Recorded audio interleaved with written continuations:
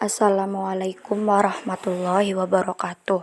Perkenankan, kami dari kelompok 5 akan menjelaskan materi kelima tentang konsep pendidik dan peserta didik yang sudah kami diskusikan sebelumnya.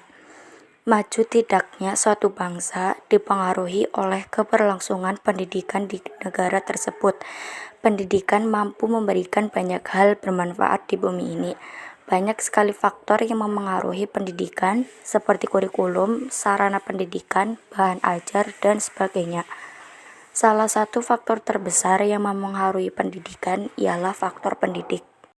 Kami dari kelompok 5 yang beranggotakan Akhida Fahriani, Anita Rohani, Bulan Suci Ramadhani, yang akan menjelaskan lebih detail mengenai konsep pendidik dan peserta didik. Arti pendidik. Pendidik ialah orang yang memberikan pelatihan dan pengarahan, baik itu mengenai akhlak ataupun ilmu pengetahuan kepada manusia lain. Tugas pendidik. Tugas pendidik menurut Undang-Undang Nomor 14 Tahun 2005 tentang guru dan dosen, Pasal 1 Ayat 1 dan 2. Yang pertama, guru adalah pendidik profesional dengan tugas utama mendidik, mengajar, membimbing, mengarahkan, melatih, menilai, dan mengevaluasi peserta didik pada pendidikan usia dini, pendidikan formal, pendidikan dasar, dan pendidikan menengah. Dosen adalah pendidik profesional dengan tugas utama mentransformasikan, mengembangkan, menyebarluaskan ilmu pengetahuan, teknologi, dan seni melalui pendidikan, penelitian, dan pengabdian masyarakat. Dengan menggunakan media pembelajaran dan menggunakan strategi pembelajaran yang menyenangkan, siswa dapat menerima pembelajaran dengan baik dan dapat mengaplikasikannya di kehidupan sehari-hari.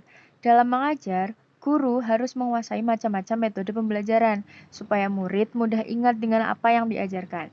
Di akhir pelajaran, lakukanlah evaluasi dan refleksi supaya mereka tidak cepat lupa. Sifat-sifat pendidik yang baik. Menurut Ahmad Tafsir, sifat pendidik yang baik adalah kasih sayang kepada anak didiknya, lemah lembut, rendah hati, adil, menghormati ilmu yang bukan pegangannya, menyenangi ijtihad. Ijtihad adalah sebuah usaha yang sungguh-sungguh, kemudian konsekuen, perkataannya sesuai dengan perbuatan. Yang terakhir adalah sederhana. Kompetensi guru. Pendidik dituntut memiliki kompetensi yang mampu menunjang kebutuhan murid. Dalam Undang-Undang Nomor 14 Tahun 2005 Pasal 10 Ayat 1, kompetensi guru dikelompokkan menjadi 4, yaitu 1. Kompetensi pedagogik, yaitu kemampuan mengelola pembelajaran peserta didik, meliputi menata ruang kelas, menciptakan iklim kelas yang kondusif, memotivasi siswa agar bergairah belajar, memberi penguatan verbal maupun nonverbal, memberikan petunjuk-petunjuk yang jelas kepada siswa, tanggap terhadap gangguan kelas, dan menyegarkan kelas jika kelas mulai lelah. Yang kedua adalah kompetensi kepribadian, yaitu kemampuan kepribadian yang mantap, berakhlak mulia, arif, dan berwibawa, serta menjadi teladan bagi peserta didik. Kompetensi kepribadian meliputi beriman dan bertakwa kepada Tuhan Yang Maha Esa, memahami tujuan pendidikan, memahami diri, kelebihan dan kekurangan dirinya, mengembangkan diri, menunjukkan keteladanan kepada peserta didik, menunjukkan sikap demokratis, toleran, tenggang rasa, jujur, adil, tanggung jawab, disiplin, santun, bijaksana, dan kreatif. Kompetensi yang keempat, ada kompetensi sosial, yaitu kemampuan guru untuk berkomunikasi, berinteraksi secara efektif dan efisien dengan peserta didik, sesama guru, orang tua atau wali peserta didik, dan masyarakat sekitar. Kompetensi sosial diantaranya yaitu luas bergaul dengan siswa, sejawat, dan masyarakat. Yang kedua, bersikap ramah, akrab, dan hangat terhadap siswa, sejawat, dan masyarakat. Yang ketiga, bersikap simpatik dan empatik. Bersikap empatik yaitu kemampuan manusia untuk merasakan keadaan emosional orang lain. Sedangkan sikap empatik merasa tertarik pada seorang atau sekelompok orang karena sikap, penampilan, wibawa, atau perbuatannya yang sedemikian rupa. Selanjutnya, mudah menyesuaikan diri dengan lingkungan sosial. Kompetensi yang keempat, ada kompetensi profesional, yaitu kemampuan penguasaan materi pelajaran secara luas dan mendalam. Peserta didik.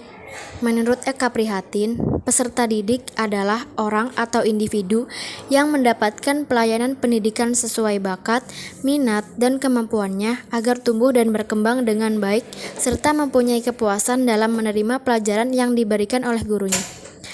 Apa sih tugas peserta didik?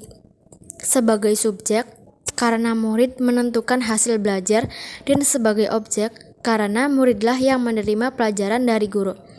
Tugas utama murid adalah belajar. Guru-guru mengajar dan murid belajar.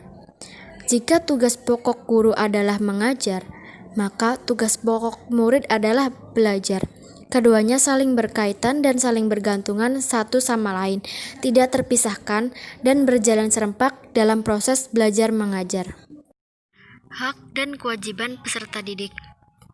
Hak peserta didik merupakan kewajiban pendidik, sedangkan hak pendidik merupakan kewajiban dari peserta didik. Keduanya saling berkaitan. Jika kita menginginkan hak kita, maka kita harus menunaikan kewajiban kita terlebih dahulu. Hak peserta didik diantaranya, yang pertama, hak untuk memperoleh kemudahan dalam fasilitas pendidikan agar proses belajar mengajar dapat berlangsung lebih mudah. Yang kedua, hak untuk memperoleh kesempatan belajar tanpa harus dibedakan antara mereka yang kaya dan mereka yang miskin. Yang ketiga, berhak dipenuhinya segala kebutuhan jasmani dan rohani. Kewajiban peserta didik menurut Muhammad At-Taqiyah Al-Abrasi. Yang pertama, wajib mensucikan hati dari sifat kehinaan. Kedua, belajar terus-menerus. Ketiga, menghormati dan memuliakan diri karena Allah. Yang keempat, jangan mencari kesalahan guru. Yang kelima, belajar dengan sungguh-sungguh. Yang keenam, memulai salam ketika bertemu guru. Ketujuh, menciptakan suasana kecintaan dan kesenangan di antara murid. Yang kedelapan, mengulangi pelajaran di malam hari. Dan yang terakhir, tidak meremehkan ilmu pengetahuan apapun macamnya. Baik teman-teman, sekian dari kami. Apabila ada tutur kata yang kurang baik atau penjelasan yang kurang detail, kami mohon maaf karena kami juga sedang tahap belajar. Baik, sekian dari kami. Wassalamualaikum warahmatullahi wabarakatuh.